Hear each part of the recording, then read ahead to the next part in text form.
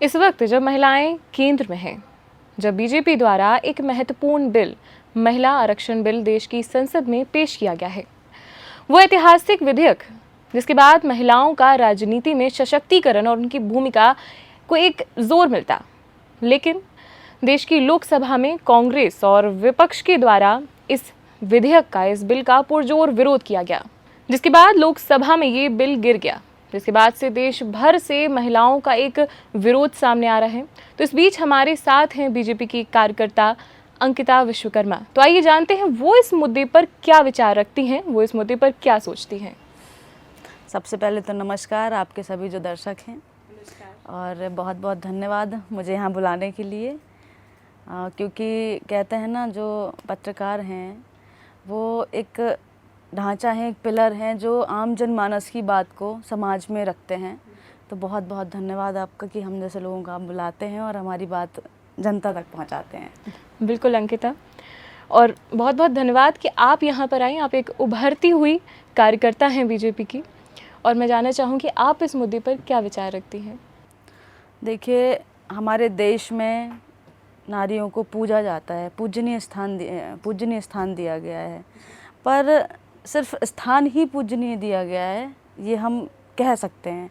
आप देखिए, हमारा देश आज़ाद हुआ, आज़ादी के बाद से क्या महिलाएं जो अपनी मांग कर रही हैं, जो देश की आधी आबादी हैं, तो क्या वो भीख मांग रही हैं? नहीं, वो भीख नहीं मांग रही हैं, ये उनका अधिकार है।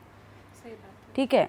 जब बात आई कांग्रेस जो है और भी जो विपक्ष हैं, जब बात आती है महिलाओं की भागीदारी की, उनके हिस्से की बात आती है, उनको नेतृत्व देने की बात आती है, तो कांग्रेस का यही चरित्र है। आप उनसे क्या उम्मीद रखोगे? जो महिलाओं को केवल साजो सामान की वस्तु समझते हैं, उन्हें टिंच माल बोलते हैं, जो उनका कभी सम्मान करते ही नहीं हैं, उनसे हम क्या उम्मीद रखें बताइए। जब आज हमारे देश में महिलाओं की भागीदारी को छोड़कर उनको नेतृत्व देने की बात आई, जब जिस बिल से नारी शक्ति वंदन के माध्यम से जिससे महिलाएं सशक्त होती, समृद्ध होती और उनकी जो सहभागिता थी, नेतृत्व करने की क्षमता थी, जो पॉलिसी मेकिंग की उनमें जो पार्टिसिपेशन था उनका, उसको छीन लिया आज उन्होंने। तो आज पूरे देश की जो महिलाएं हैं उनके अंदर क्रोध भरा हुआ है, दुख है और क्रोध है। तो ये मैं बस यही कहना चाहूँगी कांग्रेस से, और जिन लोगों ने उनके साथ मिलके इस बिल को गिराने का काम किया है, महिलाएं उनको बदला लेंगी और महिलाएं कभी भूलती नहीं हैं, तो वो इस बात को याद रखें। बिल्कुल अंकिता, और मैं अपने दर्शकों को बताना चाहती हूँ कि अंकिता एक राजनीति में एक उभरता हुआ चेहरा होने के साथ साथ आप वकील भी हैं, और अभी कुछ ही दिनों पहले अंकिता को बीजेपी द्वारा एमपी की युवा मोर्चा प्रदेश सह प्रभारी युवती नेतृत्व का पद प्रदान किया गया है। इसके साथ ही उन्हें बेहद महत्वपूर्ण कार्य भी मिले हैं। तो क्या कार्यभार है जो अभी आप संभाल रही हैं? देखिए, भारतीय जनता पार्टी एकमात्र देश की ऐसी पार्टी है जहाँ पे बूथ स्तर का, जो बूथ का अध्यक्ष है ना, वो भी राष्ट्रीय अध्यक्ष बनने का सपना देख सकता है। तो अब आप देखिए, जब भी युवा मोर्चा में, अब जब भी युवा मोर्चा का नाम आता है तो दिमाग में क्या आएगा? आपके सबके दिमाग में यही आएगा कि युवा होंगे, लड़के होंगे जो काम करेंगे। और महिलाओं के लिए क्या आएगा कि या तो वो लड़कियां रहती हैं या तो फिर सीधे महिला हो जाती, तो उनको महिलाओं में जान दीजिए। लेकिन जो हमारी जनरेशन के लोग हैं, जो यंगस्टर्स जो हैं, लड़कियां हैं, वो भी यंगस्टर्स ही हैं ना, तो उनकी सहभागिता बढ़ाने के लिए हमारे विचारों को, हमारे मुद्दों को, हमारी समस्याओं को आगे लेकर के आएँ। ऐसा भारतीय जनता पार्टी सिर्फ कहती नहीं है, उसको वो करती भी है। यही दिखाने के लिए उन्होंने युवा मोर्चे में इस बार युवती नेतृत्व ऐसा एक पद का नया सृजन किया है, जहाँ पे हम जो अपनी युवतियाँ हैं, जो हमारी एज की लड़कियां हैं, जो उनकी समस्याएं हैं, जो उनके विचार हैं। अभी देखिए जेन ज़ी का आप देखते हो कि सबके अलग विचार हैं। देश को कैसे आगे लेके जाना है, युवाओं के हाथ में ही है। वो कहावत आपने सुनी होगी, है ना, कि युवा देश की शक्ति है। तो उसको आगे बढ़ाने का काम भारतीय जनता पार्टी कर रही है, और जो दायित्व मुझे अभी भारतीय जनता पार्टी ने दिया है युवा मोर्चे में, मैं पूरी श्रद्धा से उसका पालन करूँगी, निर्वहन करूँगी। और बस यही है मेरा कि ज़्यादा से ज़्यादा जो युवतियाँ हैं, जो लड़कियां हैं, जो हमारी एज की हैं, वो सब भारतीय जनता पार्टी से जुड़ें और अपनी उनकी समस्याओं को, जो उनके मुद्दे हैं आज की, क्योंकि लड़कियों की ऐसी बातें हैं जो सामने उभर के आ ही नहीं पाती, वो बता ही नहीं पाते, तो हम उनसे जुड़ करके पार्टी के शीर्ष नेतृत्व तक और सरकार तक पहुँचाने का काम हम लोग करेंगे। बिल्कुल अंकिता, और आपको बता दें कि ये पहली बार नहीं है जब अंकिता राजनीति में अपना कदम रख रही हैं। इससे पहले वो एबीवीपी में सहमंत्री के पद पर रह चुकी हैं। तो मैं जानना चाहूँगी कि एबीवीपी और जो महिला मोर्चा है, इसमें अंतर क्या है? अब आपने जैसे युवती नेतृत्व आप कर रही हैं, तो इन तीनों चीज़ों में अंतर क्या है? देखिए अंतर मैं कैसे कहूँ, देखिए जब मैं छात्र जीवन से ही मैं विद्यार्थी परिषद से जुड़ी कैसे थी, कोई मन में भाव नहीं था, कुछ भी नहीं था। मैं भी एक नॉर्मल छात्रा के जैसे यहाँ छतरपुर में पढ़ने आई थी, पर एक 5 रुपए की जो रसीद काट के मैं उस दिन को मतलब अपने आप को सौभाग्यशाली समझूंगी। एक 5 रुपए की रसीद कटवा के मैं विद्यार्थी परिषद की सदस्य बनी, मेंबर बनी। और उसके बाद जब मुझे समझ में आया कि हमारा जो जीवन है, सब जॉब करते हैं, पैसा कमाते हैं, जीवन का निर्वहन करते हैं, पर मुझे लगता है कि हमारा जीवन जो है वो देश के लिए होना चाहिए। हम जिएंगे, खाएंगे, पिएंगे, मर जाएंगे, वो चीज़ अलग है, लेकिन हमें देश के लिए भी कुछ करना है। ये भावना विद्यार्थी परिषद में जुड़ने के बाद मुझ में आई। तो जब मैं विद्यार्थी परिषद में थी, उस समय राजनीति में आने का कभी सोचा ही नहीं था। देखिए हमारे पूरा खानदान जो है वो नॉन पॉलिटिकल बैकग्राउंड है हमारा, पॉलिटिकल का मतलब पॉलिटिक्स का कोई लेना देना नहीं है। तो बस यही थी कि विद्यार्थी परिषद में काम कर रहे थे, छात्रों की समस्याओं को, देश में जो समस्याएं हो रही हैं, महिलाओं से जुड़े जो लड़कियों के साथ जो घटनाएं हो रही हैं, उनके मुद्दों को हम उठाते हैं और उसके बाद हमें देखिए पार्टी ने मौका दिया। अब अंतर यही है कि पहले हम विद्यार्थी परिषद छात्र जीवन तक सीमित था, अब सामाजिक दायरों में हमारे पास कोई दायरा नहीं है, हम समाज के लिए काम अब करेंगे। आप प्रदेश भर की युवतियों को संभाल रही हैं, उनका नेतृत्व कर रही हैं, उन्हें आगे बढ़ा रही हैं। अच्छा, अभी तक हमने सिर्फ युवा मोर्चा के बारे में सुना था, अभी युवती मोर्चा पहली बार युवती नेतृत्व कर रही हैं आप, तो ये आपस में कैसे संलग्न है? देखिए संलग्न ऐसे हैं कि धर्म कह ले, जाति कह ले, 2 ही धर्म है, मुझे ऐसा लगता है, महिला और पुरुष, ठीक है।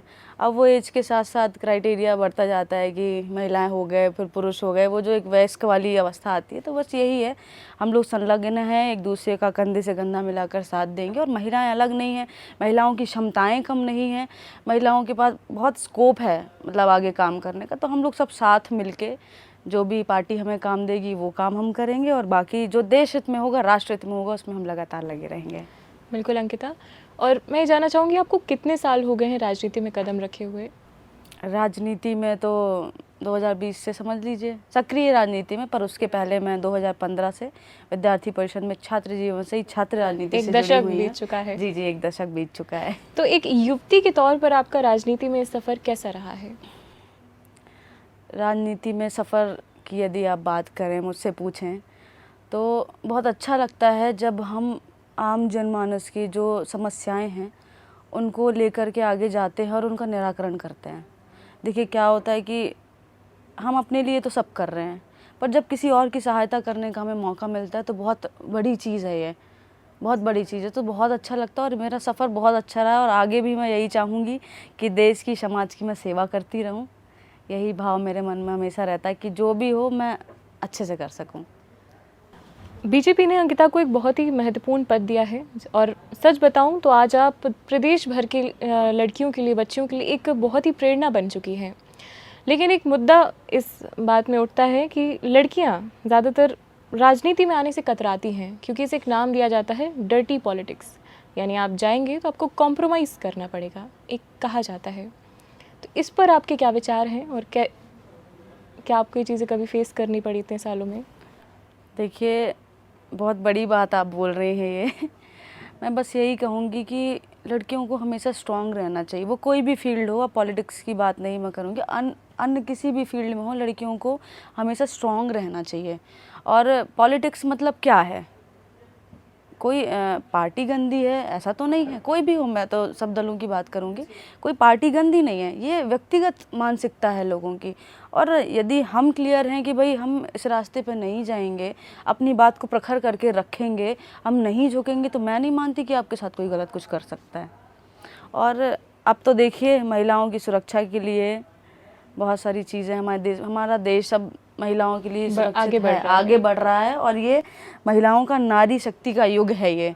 तो नारी शक्ति दुर्गा बन के रहे, यही मैं सलाह दूंगी उनसे। और पॉलिटिक्स मतलब क्या, वो भाव जो लेकर आते हैं ना कि हमें उपभोग करना है सत्ता का, जो इस मद में रहते हैं वो डर्टी पॉलिटिक्स कह सकते हैं। लेकिन हमारी जो पार्टी है ना, भारतीय जनता पार्टी, वो पार्टी राष्ट्र सेवा, देश सेवा, राष्ट्र सर्वोपरि का भाव लेके चलती है।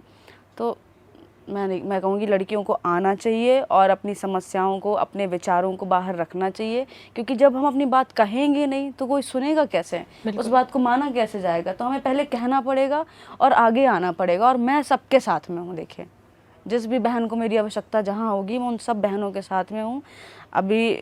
और एडवोकेट भी हूँ मैं, तो जहाँ भी लीगली तरीके से भी जहाँ बहनों को मेरी ज़रूरत होती है मैं वहाँ उनकी हमेशा सहायता करती हूँ। अभी कुछ टाइम पहले ही लव जिहाद जैसा मुद्दा आपने देखा होगा कि घृणित मानसिकता के लोग हमारी बहनों को बरगला कर किस प्रकार के कृत्य कर रहे हैं, उनकी हत्याएं कर रहे हैं, उनका बलात्कार कर रहे हैं। बड़ा मन दुखी होता है। तो उनके विरोध में हम लोग हमेशा लगे रहते हैं और जब भी उन्हें सहायता की ज़रूरत होती है हम करते भी हैं। मैं एक छोटी सी बात बताऊंगी, नाम किसी का नहीं लूँगी क्योंकि उजागर नहीं करनी चाहिए सब चीज़ें। एक बहन का मेरे पास फ़ोन आता है, वो बोलती है कि एक लड़के से मेरी बातचीत हुई, दोस्ती हुई और उसके पास मेरी कुछ फ़ोटोज़ हैं। अब वो मुझे ब्लैकमेल कर रहा है कि मुझसे निकाह करो और अपना धर्म परिवर्तित करो। तो और वो लड़की हिंदू है और वो मुस्लिम। ठीक है। अब उसके बाद मैंने कहा आपको डरने की ज़रूरत नहीं है। बेचारी घर परिवार से डर रही है अपनी कि यदि कुछ हो जाएगा तो घर वाले क्या कहेंगे। तो ऐसी स्थिति में मैंने उसको इतना समझाया।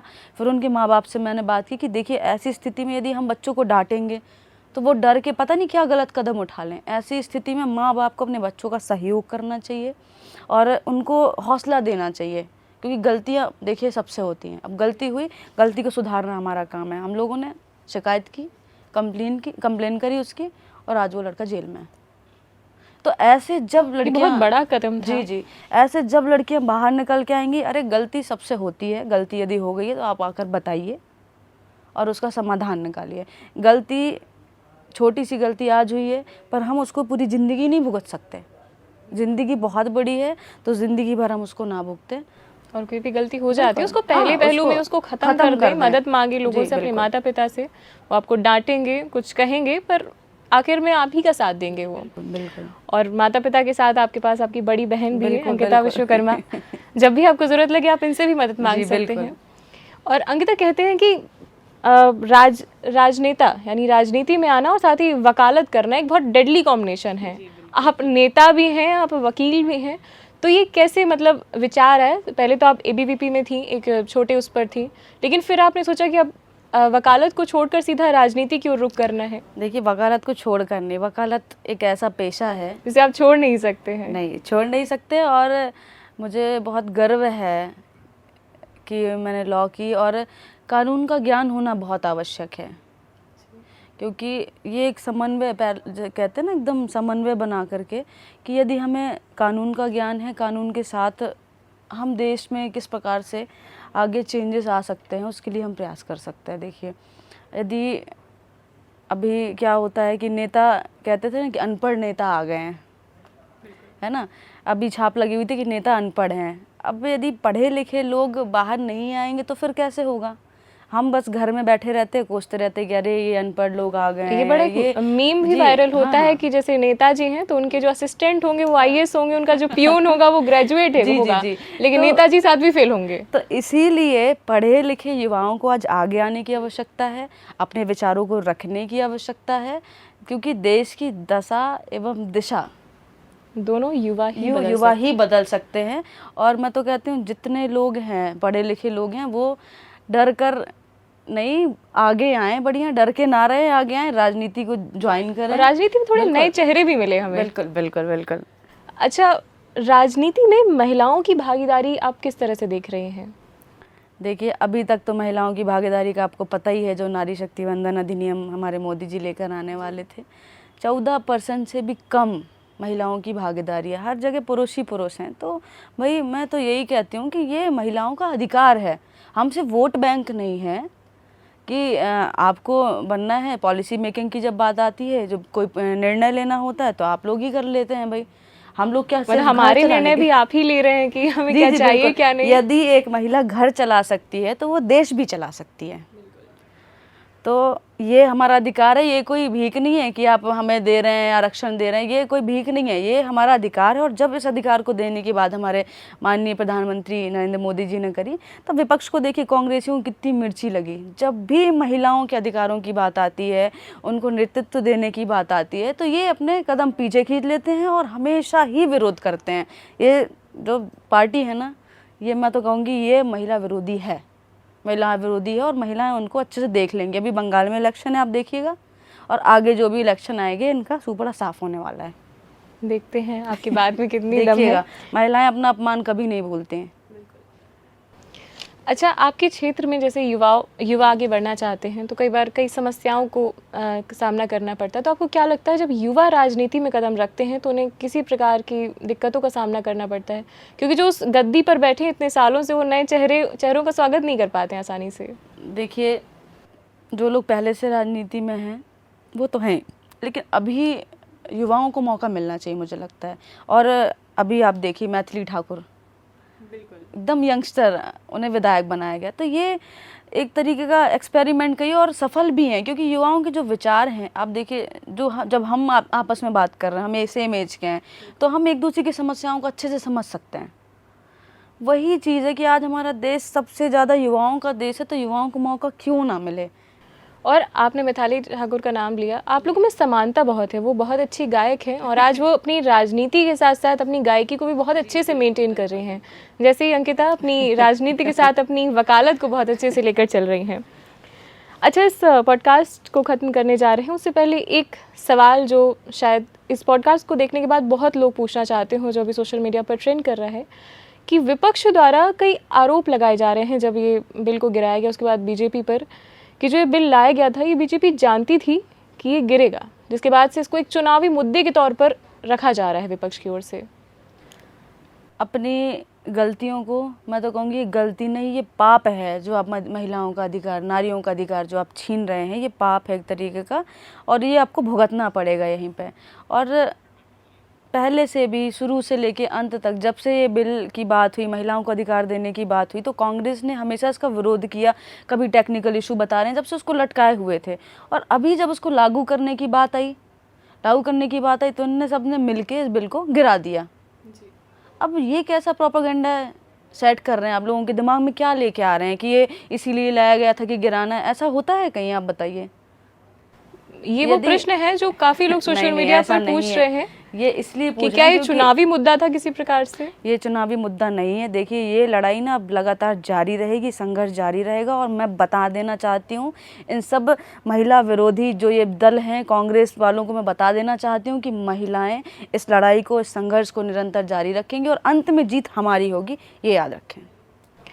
बिल्कुल। और आखिरी सवाल के साथ आप क्या मैसेज देना चाहेंगी जो हमारी युवा पीढ़ी है, जो हमारी युवतियाँ इस पॉडकास्ट को देख रही हैं उन्हें? मैं सबको यही संदेश देना चाहूँगी कि अपनी संस्कृति को सहेज कर रखें और मॉडर्न बने, पर अपनी संस्कृति को ना भूलें, अपने देश को प्रथम रखें और खूब तरक्की करें, खूब अच्छे से पढ़ाई करें, और जिसमें देश का भला हो वो काम करते चलें। बिल्कुल अंकिता। और आज हमने इस पॉडकास्ट में युवा राजनीति को बड़े ही अलग अलग पहलुओं से देखा, और क्या समस्याएं होती हैं, क्या काम होते हैं, इन सभी बातों पे बात की। साथ ही कि युवती की ओर से हमने महिला आरक्षण बिल का जो विरोध हुआ था उस पर भी अपने महत्वपूर्ण बातें जानी। और इसके साथ ही अंकिता विश्वकर्मा को बीजेपी द्वारा एक बहुत ही महत्वपूर्ण पद दिया गया, उसके लिए आपको ढेरों शुभकामनाएं। बहुत बहुत धन्यवाद। और ये बहुत आखिर में बोला है मैंने, क्योंकि इतनी महत्वपूर्ण बातें चल रही थी कि मुझे लगता है उसको रोकने का मन नहीं किया मेरा बीच में। और इसके साथ ही इस पॉडकास्ट को यहीं ख़त्म करते हैं, और ऐसी बहुत ही बेहतरीन लोगों से मिलने के लिए, ऐसे बहुत ही बेहतरीन मुद्दों पर बातचीत करने के लिए पेप्टिक पॉडकास्ट को देखते रहिए। मैं हूँ कात्यायनी मिश्रा। धन्यवाद।